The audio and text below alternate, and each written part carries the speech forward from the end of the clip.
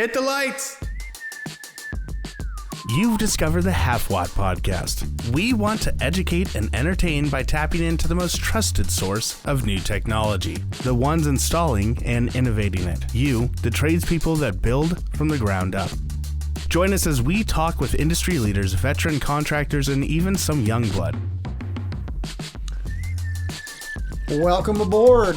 Today we're talking with Steve Runkle, who is working for ADT Commercial, and he is a general manager for them. Steve, welcome. Thank you. Thanks for having me. And I really appreciate you coming in. And so tell me a little bit about yourself. Tell me where you started. Go back to the beginning, to the where we were kind of briefly talking before.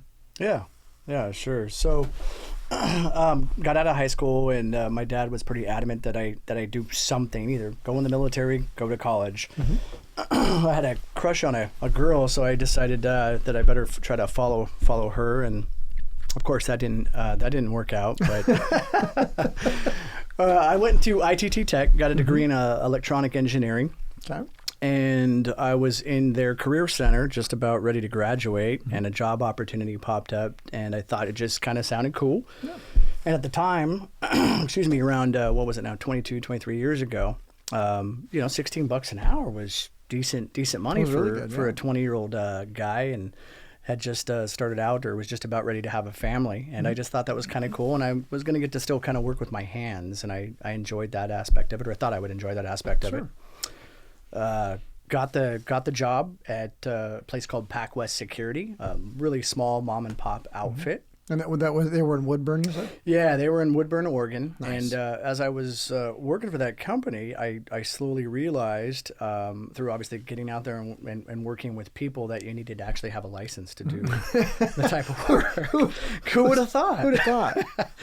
So, but I really liked it. And so I started kind of looking around at companies in the area that would obviously potentially give me that opportunity to get my license, get in the apprenticeship program, all of that stuff. So I was out driving around one day and drove by a company called Selectron that I'd heard about. And I walked in the door and said, "Hey, I'm Steve Runkle. I'm interested to come in and work for you guys." And a guy named Mike Koblin, very well-known salesman, and I think just a mentor of mine, but a well-known person in the industry, just happened to stroll out of his office. He was the president of the company at the time. Okay. Got to chat with him a little bit, and he said, "Well, give me your phone number, and maybe we'll give you a call." About 2 weeks went by, and I thought that nothing of it, and all of a sudden, and this goes back again to the answering machine days. Right? We didn't have cell phones, folks. Nobody. And the third voice in the studio, by the way, is Gage, my co-host Gage. So Sneaky. Here he is. I'm sorry. Should have introduced you earlier. And Gage wasn't born yet. What? Or he'd maybe just been. Actually, no. You had been born. That's a whole nother story. But just barely. Was he still in diapers? So I got a call.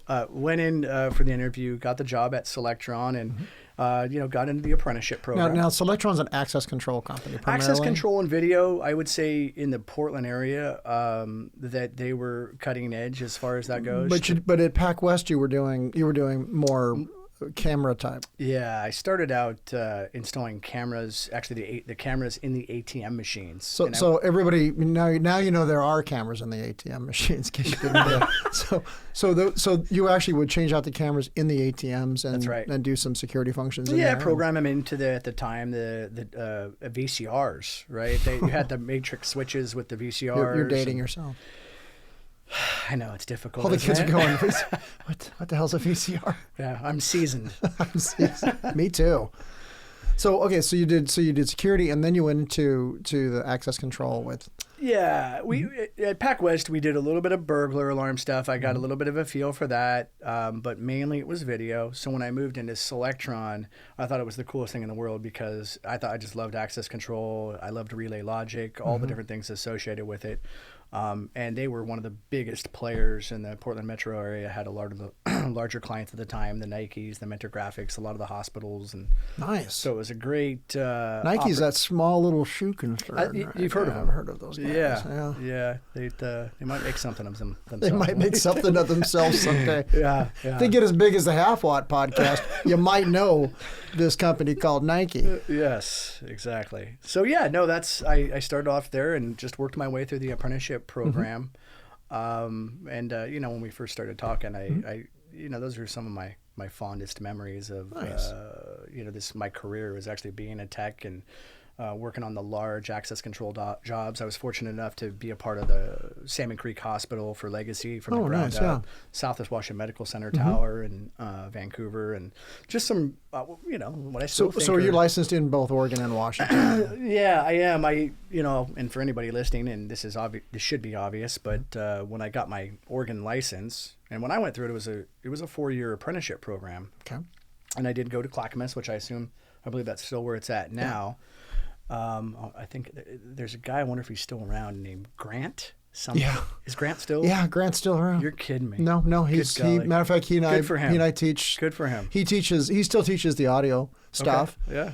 And he's good for him. Yeah, he was a big player in the back then even. So, but yeah, it was a 4-year program. I took my Oregon test. I got lucky. I passed it the first time. I immediately went in and took my Washington test as soon as I could. And back then you had to take it all at once. There was no, and I got lucky and passed that. So and I wanted to because. You have to pay Oregon state tax, you're right, when you're working in Oregon. So if you get an opportunity to work in Washington, you're marking those days down left and right.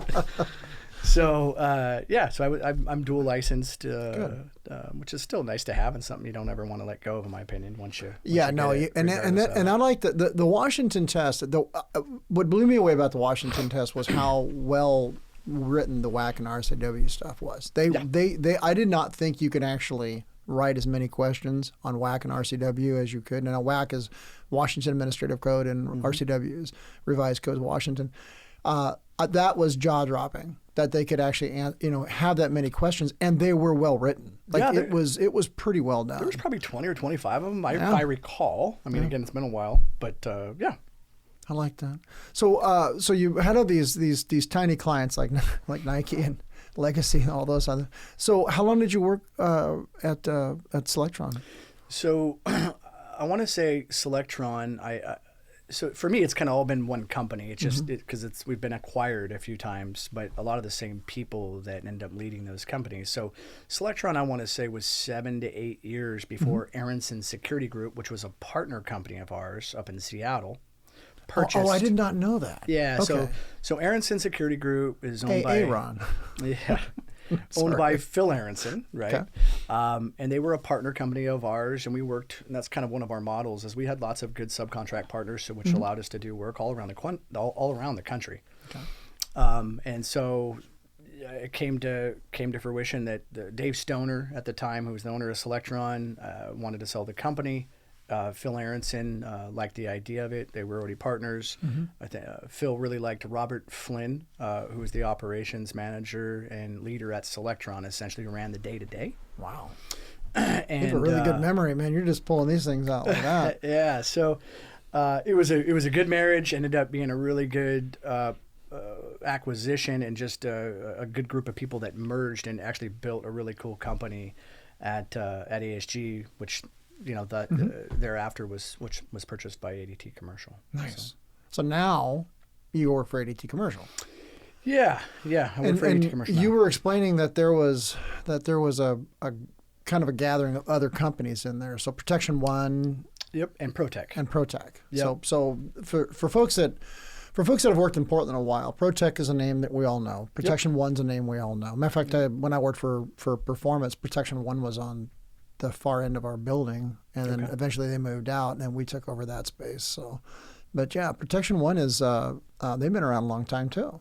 They have. Yeah. So I don't know if we're at that part where we talk about where we're at now. We're at whatever part you want. Well, I didn't know if we want to go back to do it. So yeah, I just started at Selectron as a technician, and then I just ended up deciding that I wanted to move into more of a project manager role within the company, and they had a role opened up for what they created called QRT, for Quick Response Team, and really what it was small projects, but that role would handle what I would call captured clients. So a client that is captured. It's a client that you have, and they're not bidding you out every 2 seconds. They're not going to go anywhere. Yeah, that makes sense. Yeah, so more of a captured account, a customer that you have a relationship with. That's another way maybe of putting it. But you would handle the initial proposal estimate. You'd meet the client, create the design, and if it turned into an actual project, if they cut you a purchase order, you would actually manage the job as well. So it was a role that really had to be pretty multifaceted. You took it from the beginning. Yeah. So I want to emphasize this to some of the other companies that are out there. So you took it from the initial hi, you're our client and you want to change access control, let's say, all the way to the end. That's correct. I like that because honestly, when you change it, in my experience, when we go from this discipline and we hand this package over to this person who hands this package over to this person, bits get lost. 100% correct. Yeah. It's just really, how do I say that? I don't want to say this and sound like I'm special, but it's a hard skill set to find where somebody can actually field all those different roles, right? That's why there is a subject matter expert in sales. That's why there is a SME in estimating. Same within project management. Those are all professional disciplines. And it is hard to find somebody that can do all those well, but I agree with you simply because of all the partnerships that I worked with folks around the country. I always appreciated it when I would reach out to a subcontractor to do work. If that person was involved from the time we went through the design and sale, also through to the project management piece. Yeah, because they're ultimately familiar with it. Absolutely. Yeah. So that is I don't mean to interrupt your flow, but that is really critical because I've beat my head against walls and have been in positions like that, but they weren't official. Where I had a client that I was that I was very fond of. They had followed me or I had worked with a couple of different companies, and so when they called and said, hey, I called your dispatcher and your dispatcher says you're a week and a half out and this problem exists, and I'm like, I got to grab my tools, which as a manager doesn't fly well with other managers when you're going like I appreciate these meetings and all that, but I got to go. Right. My client needs me, and being client facing and taking care of your client, they're the ones that are bringing the beans on the table. Absolutely. I mean, absolutely. And so 100%. That has to be the primary. And when your focus gets a little bit backwards there, it can screw things up in the company. But at the same point in time, when you're client facing, your clients don't care. All they see is when they pick up the phone, something happens, and that's what they want. And so you were saying that technique you kind of worked with that. It worked really well. I like that. It just, like I say, for it to scale across an organization, because let's face it, the industry that we're all in, whether it be access control, video, fire, it's a niche industry still. Sure, it really is such a niche industry, so it's so hard to find, based on my experience at least, really qualified people. And I think a lot of the customers out there would speak to that. So that role's a hard one to find. It exists. There's definitely people that facilitate that role across all across the country. But for it to scale in an organization, to have a lot of those skill sets just laying around is pretty difficult. So you developed those. So you went into that sort of a model, I would say. Yep.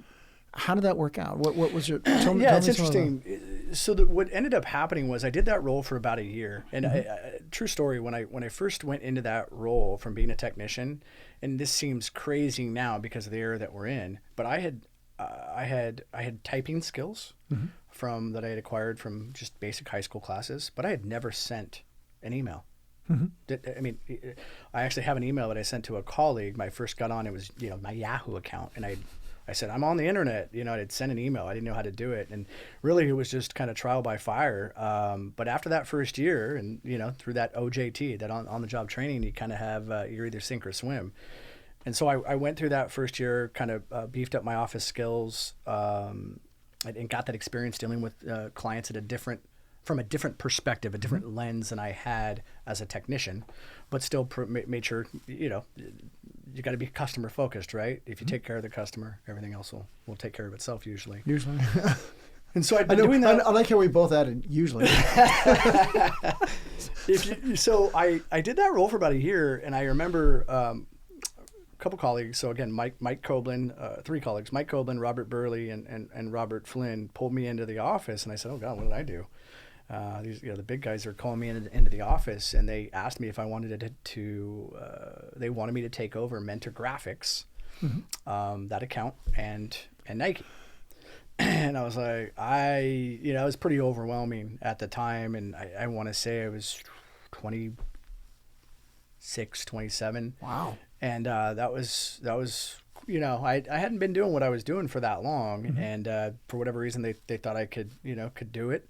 And so I moved into what they called an account manager role, which morphed into what they called a TCM, or a technical client manager, which was similar to what I called earlier was a QRT manager, quick response, except the technical client manager handled projects of all size, but still handled them from what the old saying, soup to nuts, right? Yeah. So hey, we want to add 5 doors here and 3 cameras, to hey, we're building a new building and we want to have you design it, and go to the architectural meetings, design meetings, and go through that entire design process. And so I got pretty much thrown into that, and not in a negative way, and I had good mentorship and good support along the way. But I did that for about 3 years with Mentor and Nike combined. Wow. And then Nike went through a massive security enhancement plan, that they actually said, hey, we want Steve out here full time. And I ended up being out at Nike, sitting next to the director of security for 10 years straight. And that's all I did was manage that business across the country. The bulk of it here, in Beaverton. But it was a great experience for me. Learned a ton. I mean, just being involved with Nike and the way they run their business, and the way they run their corporate services business, which has turned into another acronym. But anyway, it was just a great experience. But that's how I got all my. So my experience with the Nike was I went there a couple of times, and to do fire alarm work for them when I worked for Simplex, but didn't really know much about their internal functions. I worked for Western States, and they sent me out one time to a place, nondescript, a small little warehouse that would turn out not to be so small, but there's just nondescript. Yeah, you're here. They didn't even tell me really that it was Nike. I didn't even know that. Okay. Showed up, same thing, access control, very, very tight security. Guy go there. I walk in the door, and there was a like a Ducati or something like that, a motorcycle, really famous. And I went, wow, that's pretty cool. And all this famous stuff. And I said, I know which warehouse you're speaking of. I said, what is in this place? He goes, one of everything they've ever made, ever. Yeah. He goes, this is probably one of the tightest security places you're ever going to go into. And he did not lie. And I was amazed. And so Nike has an entire archive of everything they've ever put together, which I just wanted to add that in this podcast. If you didn't know, I'm not going to tell you where it's out, so don't come knock on my door. I don't even remember, thank God. But that was really something. So they knew that their brand was something to behold. So they basically kept one of everything. He goes, one of everything. If there was a Michael Jordan cutout, we have that, in every version of it. Yeah, I think Nike realized that they're going to have a pretty cool history when rubber meets the road down the way. So that I think they've done a good job at a lot of things, and that's one of them. Yeah. So you were right in the mix of it. You got to see this whole place just develop. Yeah. I mean, we went through, like I say, some just huge security enhancement projects out there, and of course can't speak to any of the details. Sure. But I gained a lot of experience, had some great times, and about want to say two years ago now, that kind of came to an end, where I then moved into what ADT calls, and what a lot of people call, is the operations manager role. What ADT calls the installation manager role, and really more appropriately, just because service didn't ever report to the operations manager at ASG. So an operations manager, you'd have all those folks typically reporting to you. But after about a year of playing that role as the installation manager, they offered me into their general manager training program.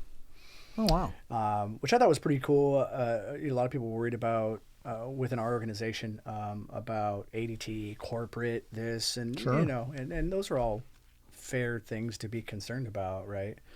But the folks I've dealt with, and all my experiences, I've never dealt with more down-to-earth folks, especially at a senior leadership level. I've never actually met Mike McWilliams is our senior VP, and I've never really run across a leader at that level, especially, that is so in tune with the field and what's going on. No kidding. Yeah, it's crazy. That's really good to know. Yeah, talk about a guy I'd love to have you get in and have a podcast with. The guy. Let's do it. I mean, geez, if I could ever, it'd probably be a pretty hard lift, but just beside, I mean, there's just wicked smart business sense wise, but it's just so impressive that somebody at that level, from just his overall field knowledge, is just very impressive.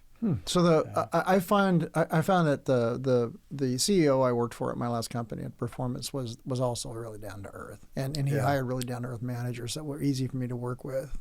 We hired a guy out of Siemens named Charles Hughes. I don't know if you know him or not. The name sounds really familiar. Yeah, a really stellar guy to work for. And I met him at the airport. We were doing some work we had just taken over the account at the airport for the fire alarm system. Okay. And I watched him handle probably one of the toughest nuts I've ever seen. I mean, one of the, not nuts as in crazy, just a very tough nut to deal with. Sure.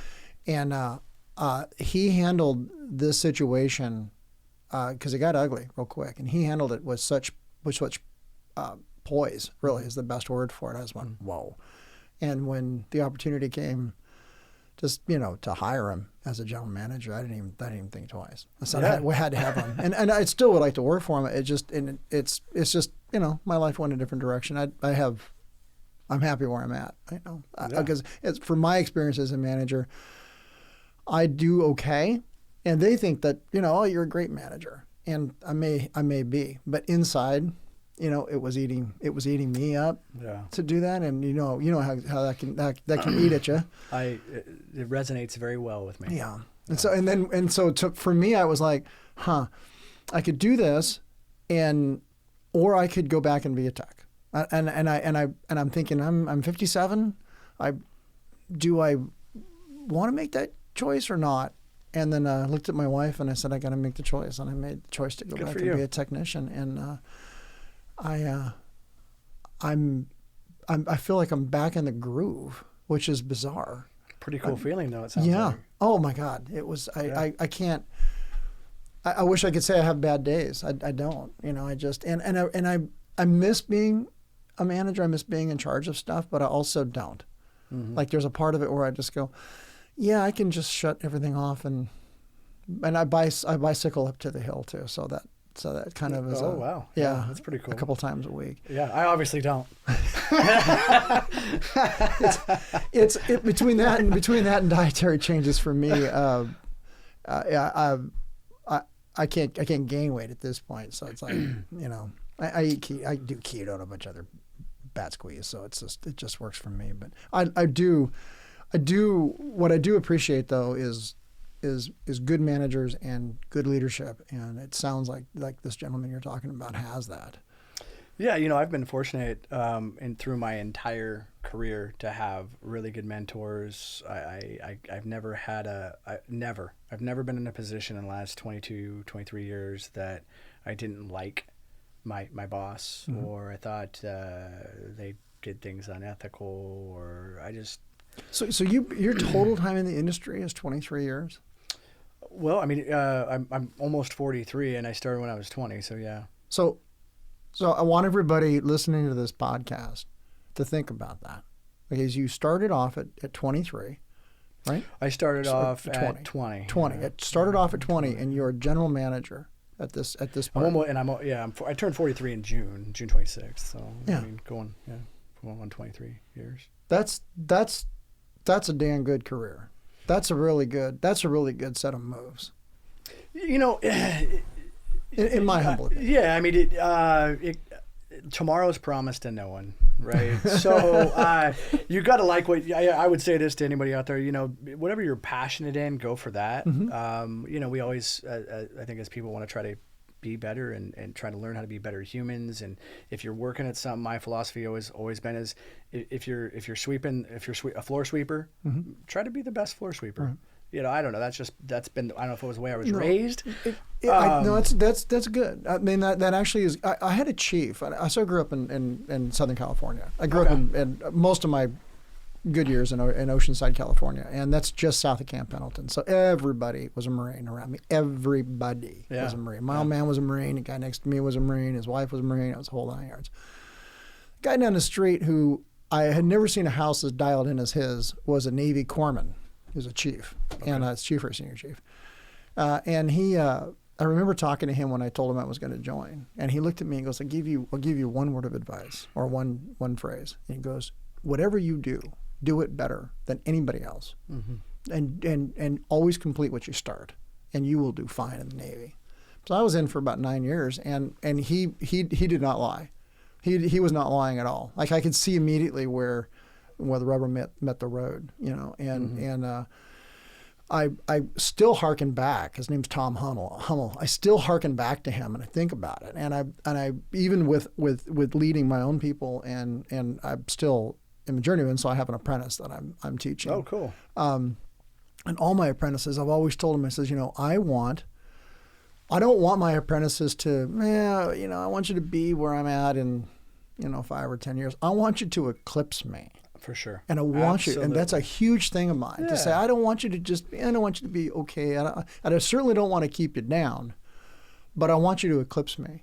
And I want you to do better things than me. Because that's the only way we can make this trade. Yeah, absolutely. And you know, it's, whether you know it or not, you know, talking about Gage here, you know, my nephew, I was like, whether you know it or not, you fell into an industry that is just, it's actually getting bigger, right? Because as things become, as voltages come down, wattages come down, PoE, everything associated with that, right?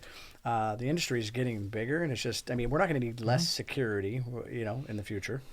It's growing at a rate that we actually can't keep up with right now. Yeah, right. I agree. Yeah. I agree. So it's a great industry. I still have a lot of passion for it. And you do miss being a tech, but at the same point in time, you're providing technical assistance to the guys who need it. Yeah. I mean, I that's one of the things I enjoy the most. Actually, still is still kind of getting my hands dirty, so to speak. In that, I love actually helping a technician troubleshoot through something. That was one of my real passions, was actually troubleshooting. I never actually played a role as a service tech. Although as an installation tech, you have your own set of, you know, you still troubleshoot, obviously. you sure do. I probably would have enjoyed that. I think that's a cool role, simply just because you get to really build sustainable, sticky relationships with clients, right? Because you're going back and it's like, hey, Tom, hey, Bill, hey, Susie, whatever it may be. And you get to build a relationship, right? Yeah. And you get to feel good about what you're doing because you're providing a service to somebody that, in theory, right, appreciates what you're doing, and that makes you feel good. So, but yeah, what I'm doing now, I enjoy, and the pressure's there. And you know, anytime you're dealing with people, there's a people dynamic to it, and that can be an opportunity for growth. I'll put it that way. Yes, it can. Yes, that other adding people to the mix.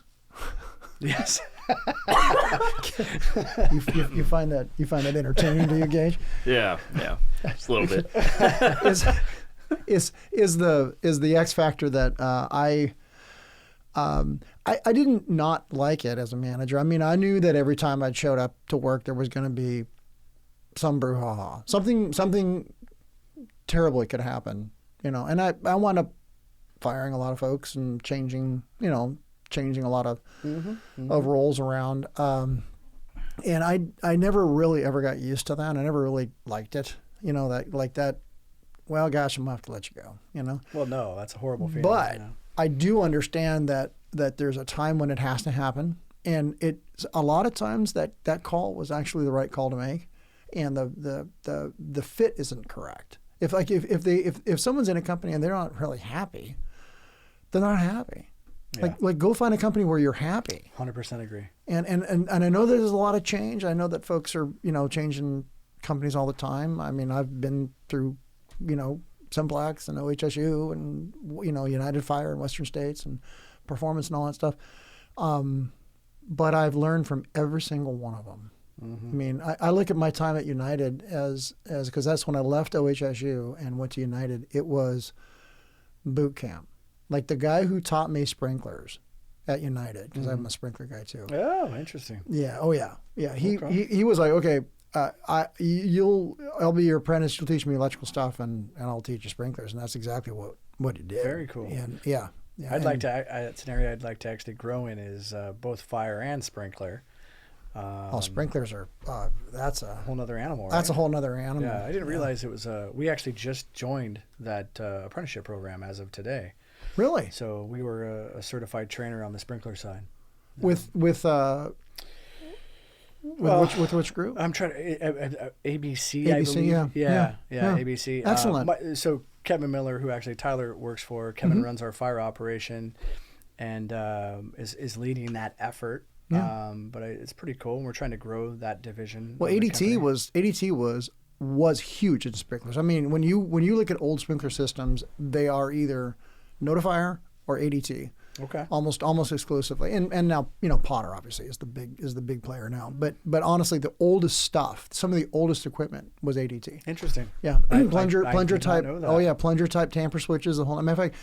Now you're dating yourself, good sir. Yeah. Yes, well, Gary Youngberg, who worked for ADT for years, he was I mean, they were a behemoth in that industry. Oh, okay. And so they weren't lying at all. Sprinklers are. The thing about sprinklers is that, and I push electricians to learn sprinkler systems so that they're not afraid. It's just water in a pipe. It really, really is. It's just that it's not that hard.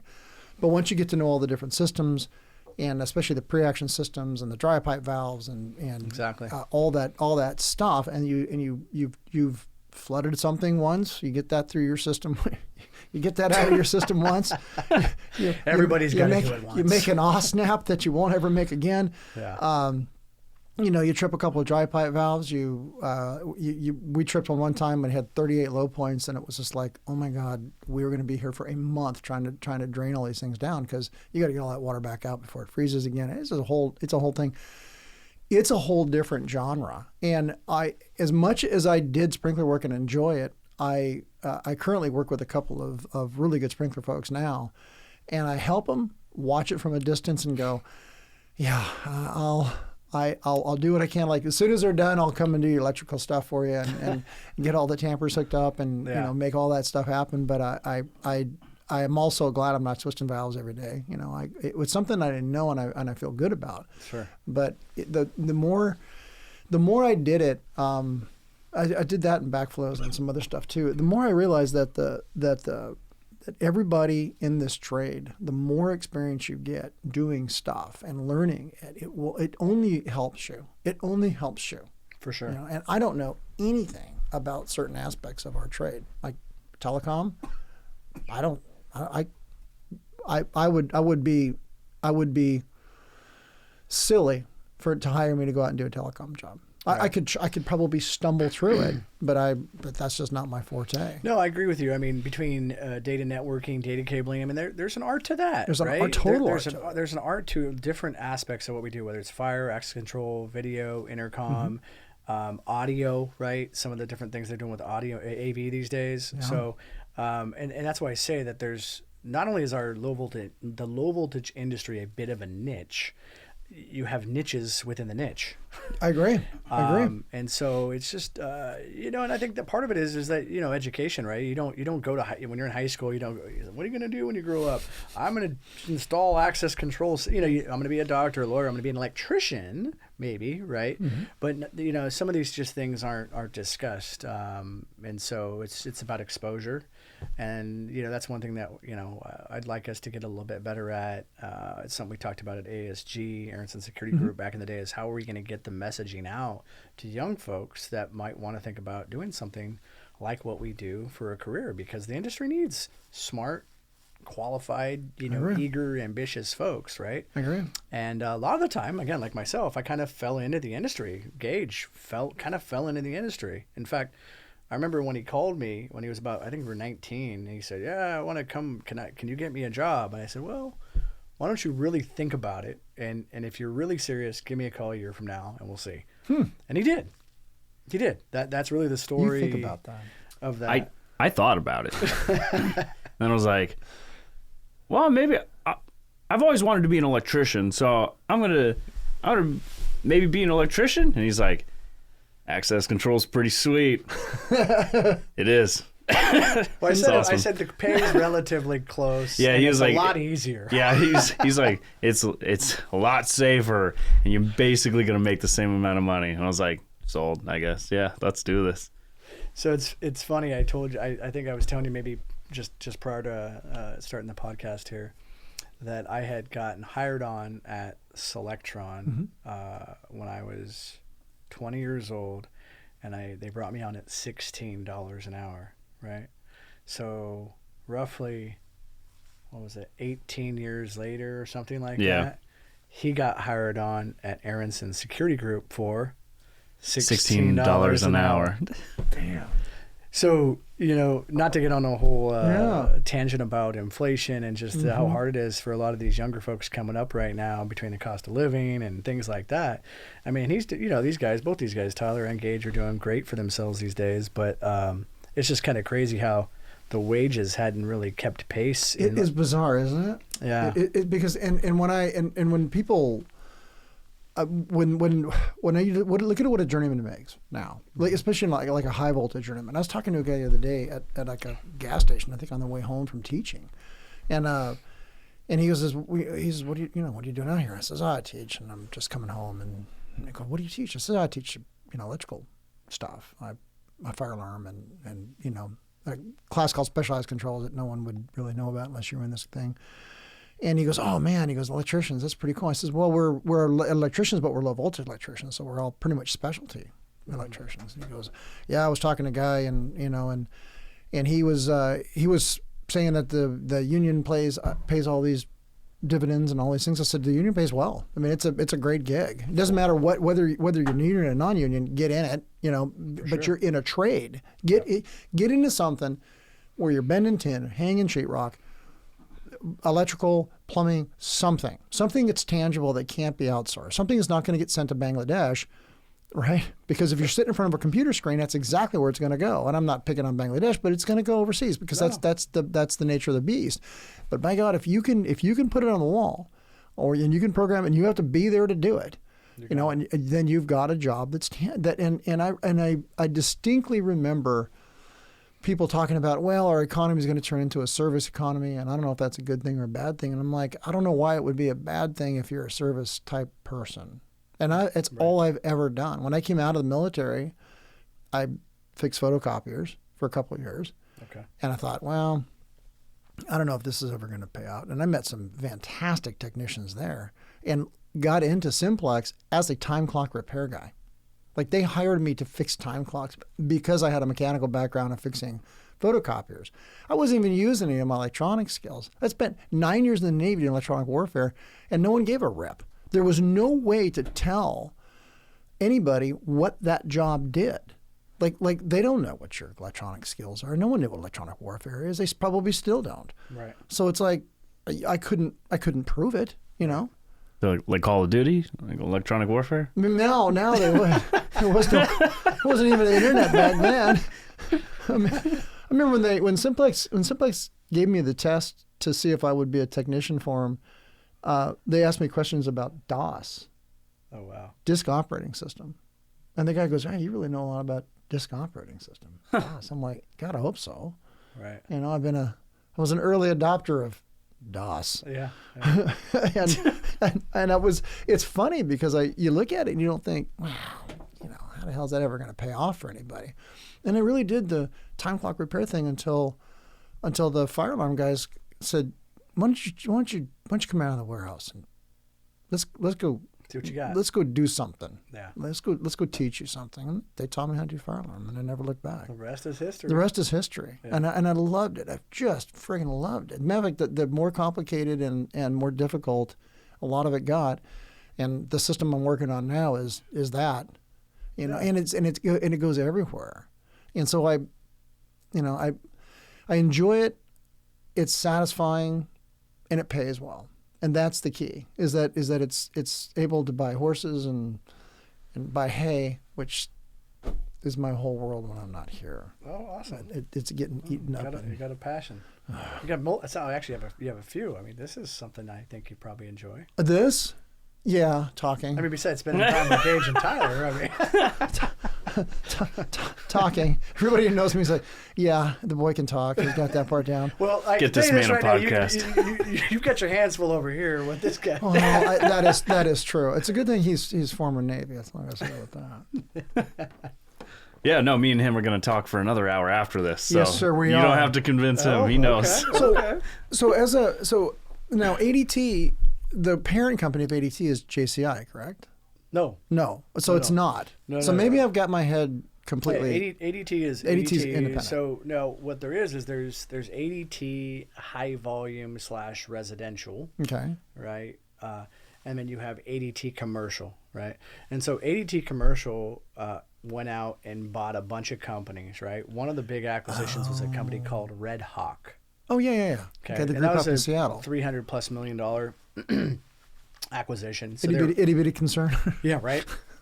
But they bought up a lot of different companies. So I don't know if this is a good or bad thing to say, but I kind of feel like ADT is what Convergent was 20 years ago. Okay. Because Convergent, right, they went out and bought companies and ended up merging them together through time. Mm-hmm. And so we're kind of a $1 billion startup from that perspective to a certain degree. Wow. But I'm pretty impressed with what. With that said, as much continuity there is throughout the country, but we've got tons of room to grow for sure. It's definitely, I'm not going to paint a rosy, necessarily this complete rosy picture. I mean, but because it's hard to have true continuity across an entire, across the country. When you have that many companies that are coming together, you're going to have certain areas of the country that are specialized in different things, but simply based on the need for the business in those certain areas, right? There's, where we're out on the West Coast, there's a lot of tech companies, but we're in the Midwest necessarily, the needs may be different, so therefore the skill sets may be different. And so the company is nationwide. ADT Commercials, nationwide. So Absolutely, you can, I mean, you're here local, but you could go up and go. Absolutely, yeah. And it happens all the time, right? So, I mean, don't get any ideas, Gage or Tyler, right? But no, I'm kidding, but I'm not. But yeah, no, they absolutely could put in a request or apply for a position anywhere around the country, and have that the company affords them that opportunity. Billups, Montana. I'm coming for you, baby.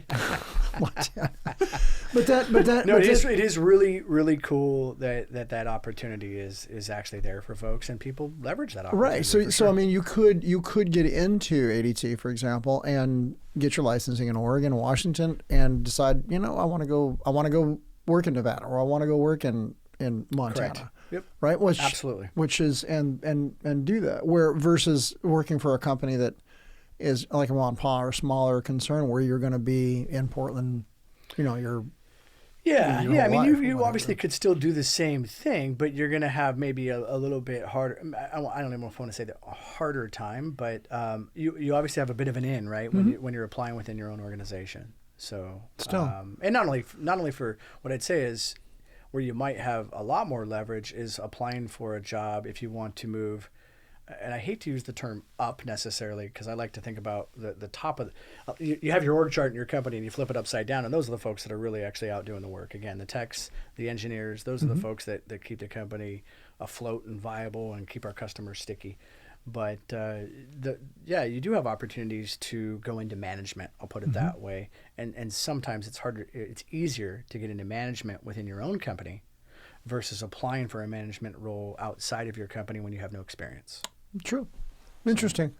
What is it like when you advance though in your own company? Doesn't it feel awkward when you're now managing the people that you were teching with before? Yeah. You have to make that transition, and you have to start setting boundaries there, because that can be difficult by all means. And depending on your personality and how you approach that, it may not work, because people can look at you from, the same way, as a peer versus as somebody that now is your direct. And, you need to have, I treat everybody, I feel like, the same. That's my approach on things.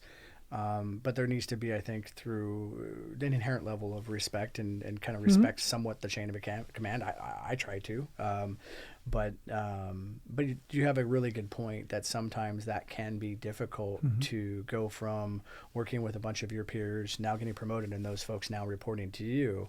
But usually, if those folks respect your abilities and want you to do well, I would say you would usually be embraced along the way. I like that. That's a good way to put it. When I was in the military and I started making, there's a distinction between E3 and E4. You become a petty officer as an E4. You're just a seaman as an E3. And I made E4, and the guy who basically was equal with me didn't. And so I stepped on eggshells for a long time, because I didn't want to upset the guy. And one time it was on a Saturday. We were supposed to take the trash out off the ship we were on. That was one of the duties. And you know how that goes, right? Yep. So I said, "Hey, did you take the trash out?" And he just, "Oh yes, sir, Mr. Third Class Petty Officer." And it's just started giving me the riot act, man. And I looked at him and I went, "Okay, now it's an order. How's that working out for you?" And man, it sure enough, on my eval, I got as mean to subordinates, one of those kind of tick marks on my, because he was friends with the LPO, one of those kind of things. And but that was one of those life lessons I learned when I went, you know what? If I really am an E4 and you really are an E3, you are going to take the damn trash out. That's the way it's going to go. And as I progressed, I eventually got to E6. I was running people from time to time, and sometimes I'd run a small crew or a large crew. When I had for a while, I had 32 technicians working for me. I had 5 underlings. I had 5 people to run this. I had 5 other petty officers to run it with. And it was, in the military, it was super smooth. Like I found, my experience in the Navy was they taught you how to manage. They taught you leadership and management skills. Yeah. And they were not screwing around, because people's lives are on the line. Yep. And I applied what I learned from the military as I moved into my management positions and in and out of them. Some good, some bad, but it definitely gave me the base level I needed to be good, but what it really did was the technical aspects were phenomenal. And the Navy pounded into your skull like how to troubleshoot. And a lot of the stuff they do would say, well, you don't start opening up equipment until you've already looked on the schematics and you've troubleshot on paper first. That's what you do first. You think about where this problem is, look at it up in the schematics, run it by your fellow technicians before you start opening up cabinets and start taking measurements. And I thought, well, that's kind of hard to do in this field necessarily, because not everybody. You're certainly not going to have papers, Oh, where's everything at here? I'm on this access control system. Can you tell me where this wire goes? No, and so you really can't apply that all the time, but you can apply the logic of what is not happening here on the system that I can. Which a lot of people fail to do, and that's there's believe it or not, there's the troubleshooting is a skill set that's not common sense. It might be for a very select few, but it's a tough skill set to master. And, don't get me wrong, you're still always growing in those areas. But so how do you develop your technicians at ADT to? Well, it's a great question, actually. And actually, I think it's an area of opportunity for growth for us. And so, part of the opportunity, the growth right now is through the apprenticeship program. And in my mind, really pairing them with really qualified journeymen that have a desire and passion to want to train and grow somebody like yourself, right? You mentioned it. You're treating your apprentice kind of like your kids. You want them to be better than you are. Absolutely. Right. Yeah. And so I think that's part of it. But I think from a managerial perspective, constantly checking in on what are you having the apprentice do? Are you challenging them? Are you putting them in positions in which very shortly, in some cases, they're going to need to be able to be in by themselves. And I think oftentimes that's probably an area of failure that journeymen don't necessarily always take into account. Not for any, not deliberately. They're it just may be their particular style, and they may not want to push somebody along too far for a variety of things.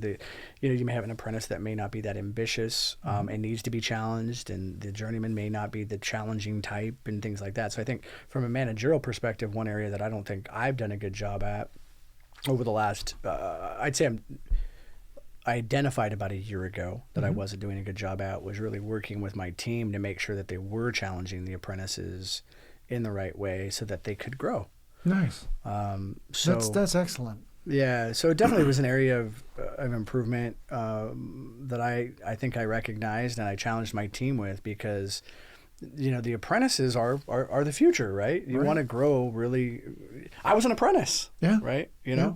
And so, everybody starts somewhere and everybody was something at one point in time and grows into whatever they choose to be. But having a good mentor and leader is important. Well, I think you hit it right on the head. The fact that you self-actualized that and you said, hey, I realize this, turn around, push it down on your folks to say, look, let's do this as a team. Let's figure out the next steps, but make sure that you're, my apprentice, when I started working with him on this particular apprentice, I've showed him, programming and wiring and stuff like that. And a couple weeks ago, I said, okay, this particular install is going to be you entirely.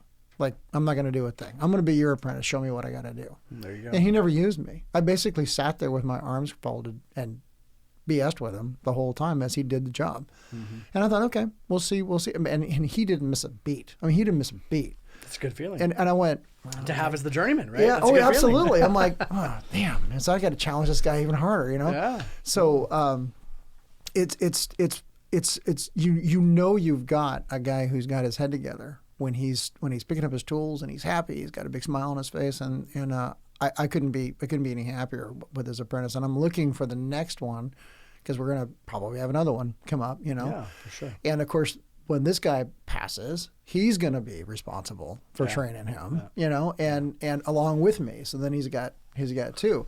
And now the big challenge for me is to get him up on the programming side. And I haven't programmed on the system in years, so it's like I'm learning, he's learning, and every time I find something new, like, come here, check this out. Just, look at this. Yeah. Oh my God, and so I love to see him grow, and the goal is by the time I retire or do whatever it is that happens to me when I get to that point, I know I'm leaving this place in good hands, which is important. That's critical. Yeah, and that's all I'm looking for is the next guy gonna pick up the torch and run with it as far as I did or further. And I work for one of my students, and my coordinator was my former apprentice and one of my students. Oh wow! So I'm like, very cool. Yeah, and I love it. I love it. Yeah, no, that's a great feeling to have. Yeah, it's a huge thing for me. I'm sorry. I thought, hi. So, getting back to you've done some stuff at Nike and at Legacy, Salmon Creek, and a few other places. Did you find when you're working at these larger accounts that how their structure, like, were you able to pick up things from their structure and use it in your current job? Meaning, like I worked at Facebook at the facility at Facebook in Prineville, and saw how they handled a lot of their stuff, and learned and picked up some things from them that I had never thought of. Did you find that happening at Nike, or? Oh yeah, definitely. I mean, I say this a lot.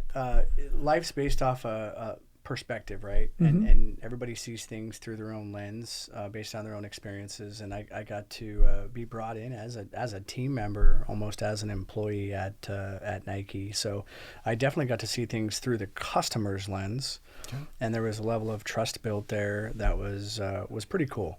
Was pretty cool, to where they trusted me with, again, almost as a Nike employee.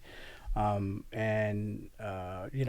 trusted them, and I think, like you, I can just tell, you've got a lot of passion, a lot of respect for the client. You care about what you do.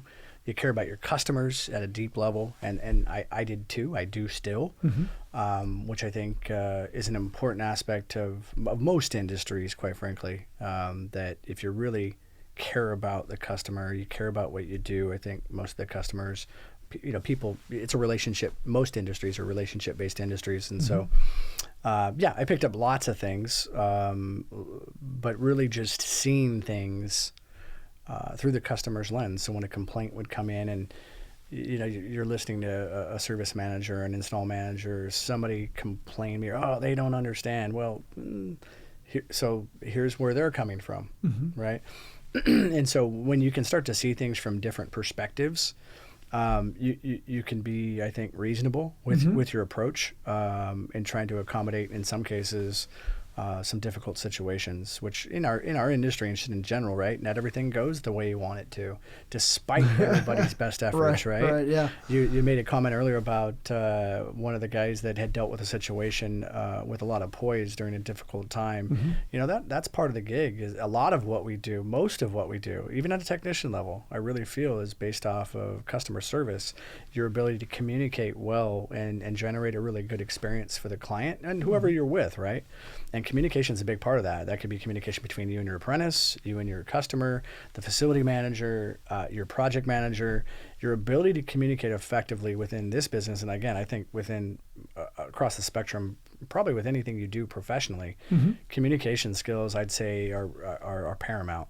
I think you're right. And a lot of the communications isn't verbal communications. It can be nonverbal communications, like how you approach. Body language. Body language is huge. Yep. Across the board, So how we communicate with people is I'm still learning, is important. So anyway, those are some of the different things that I learned, was really just seeing things from the customer's perspective, as it relates to just how they run their business, but really what they're looking for from a partner, the things that they evaluate, and that most clients want to work with folks that they like working with, which is not a hard concept to grasp, right? Right. It's just it seems simple, but right. But in real life, it can be damn hard to produce, because it can. If your client's calling you and you can't get a technician there for whatever reason, and I had empathy for them. I mean, one of our clients was Kaiser. Kaiser's a hospital. It's an important hospital. When they call, I'm like, I've got to stop what I've got to do, and I got to figure out how to get somebody there, or I'll go place hold, if nothing else. And even when it came to metrics, measuring metrics on technicians, which people look at that and go, I as a manager, I looked at it and went, I don't really give a damn about the metrics. Like my technicians doing what they're doing well, the metrics will show that. They will. And I agree with you. And so I don't want to push metrics on these people, but at the same point in time, if you have a 2-hour service call and you have a 2-hour minimum, give the client 2 hours or a good facsimile thereof. If you fix the problem in 10 minutes, do something else for 30 minutes to give the client at least the idea that you didn't show up. Put the battery back, put the lead back on the battery and go, here's a sign here for my $1 and run it back out the door. tell them, work with them, figure out something else, label something, do something, but don't just run back out the door and go, as a 2-hour minimum, I did this in 10 minutes, have a nice life. Right. Because you can jam another call in. Right. Like, no, you want to leave the customer with a good experience. Yeah. Just as you'd want to have when you go out and have a nice meal with your family, right? I mean, that's the way I try to. Here's your French fries. Get out. Well, you go. A lot of people go back to places not based on the food's the best. They go back sometimes because the food's pretty good, but they have a good experience, whatever that might be. So, I think a lot of things translate over, carry over to our professional lives, and it's just based on a variety of things. We're in, I think, a pretty tough business. It's a good business, but it's a tough business. It's a big pie, but it can be split a lot of ways if you're not. For sure. And I also, in my experience with like service, we went to a restaurant. I won't mention the one. But the service was so stellar when it came time to give the guy a tip, I tipped him like 25% or something like that. It was a huge tip. It was one of the biggest tips. My wife was like, "Wow, you lost your mind." I'm like, "No, this guy." Was so careful to make sure that he didn't interrupt us when we were talking. I mean, it was everything about the way he did what he did made him a service professional. I'm like, no, man, that's the tip you want to lay on the table. This is the guy I want training every other waiter in this place to handle and we just had a simple lunch. You know what I'm saying? Yeah. And in this service industry, that is really it. And since we don't, we're not working for tips for crying out loud. We're fixing people's stuff. I expect the same thing. Yeah, I think it's a part of the industry that I think a lot of people miss on and forget about, is that a lot of what we do is based off of relationships. Yes, you need to be able to provide the right widget, and you need to have a certain level of expertise for sure. But I think if you build a certain level of trust with folks, people can sniff that out, and you have a good relationship. I think a lot of good things can happen for you in this industry. I think communications I think you hit it right on the head. I think communications is the key. And how you communicate, if you don't say anything to the client or you're grumpy or whatever. Or not being responsive, not responding with a sense of urgency, there's you can see the managerial part of your going, there's I got all kind of stuff to go through. I just can't say I'm here. Exactly. But that is really key, and I think I do the whole my whole spiel with my apprentices is focus on what you're doing here, but also be professional, man. Yes. Well, Steve, I super appreciate your time. Absolutely. I had a good time. Excellent interview. Yeah, appreciate it. Thanks for listening to the Half-Watt Podcast. We always want to hear from you, and we encourage you to email us at halfwattpod@gmail.com with questions or even your own stories. Funny, crazy, or praiseworthy, we want to hear it all. You can follow us on Instagram at halfwattpod to stay up to date on our feed. Be sure to subscribe wherever you listen to podcasts, and share us with a friend, the best way to help us grow. The Half-Watt Podcast is a production of Now Hear This Studios.